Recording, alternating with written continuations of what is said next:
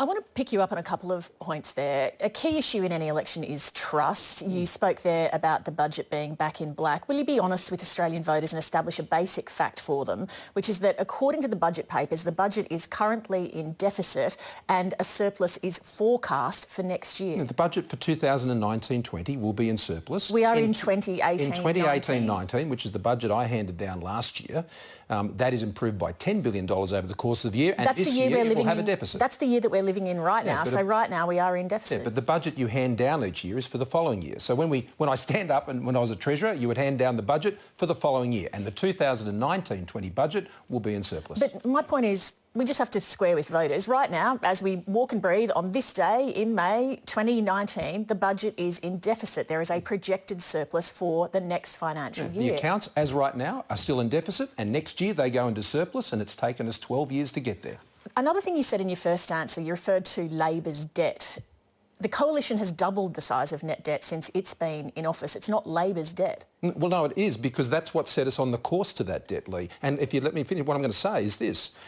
We have been turning the budget round now for the last 5.5 years. Net debt's doubled. Yeah, I know, because we've been in deficit. And debt goes up when you're in deficit. And it's taken us all this time to get the budget back structurally into a position of surplus for next year, which is when you can start paying down debt. Now, debt will go down by $50 billion over the next 4 years. You can't pay down debt if you don't get the budget back into surplus. And so having got the budget back into surplus for next year, then we can move to the second phase of the plan, and that is to pay down the debt. But if it weren't for the reckless spending of the government previously, when Labor were in, that set that spending and baked it in for the next decade, which we've been getting under control for the last 5.5 years to reduce spending growth down to 1.9%, the lowest level of spending. I haven't finished yet. I'm sorry, but I haven't finished yet. No, but I want to pick you up as we go, because you just said, you talked about getting spending under control. Labor's spending during its term was on average just under 25% of GDP. Yours is just over 25% of GDP. Spending growth.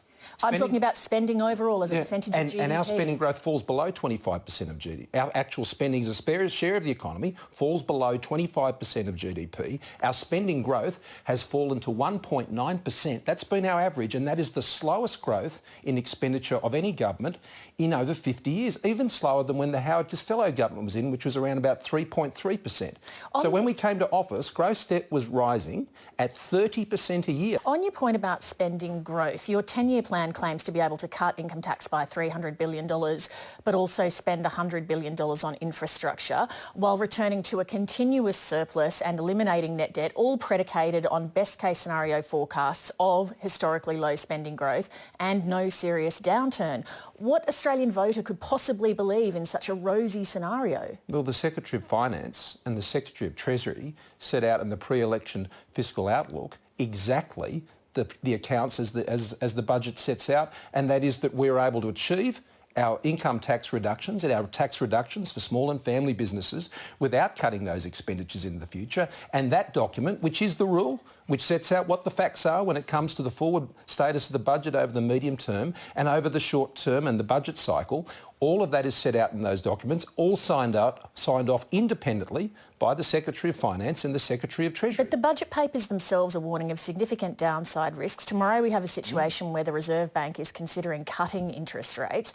If the Reserve Bank does do that tomorrow, it will be a sign that the economy is not going that well, won't it? Well, Lee, you're right to point out that there are very real risks in the global economy over the next 5 years, and particularly the tensions between the United States and China. So you're right. But all of what you're saying is predicated, though, on a very rosy scenario that, as you point out, is not necessarily what's going to come. The assumption of the budget is set out clearly and confirmed by the Secretary of Treasury and Finance. But my point is this: now is not the time for record spending growth.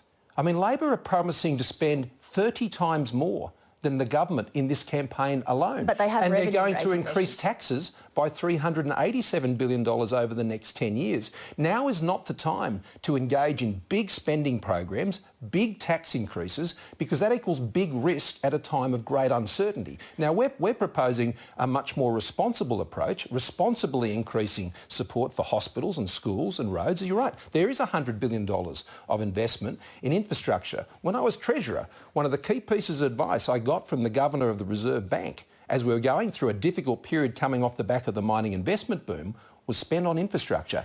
And we have, and that has supported growth.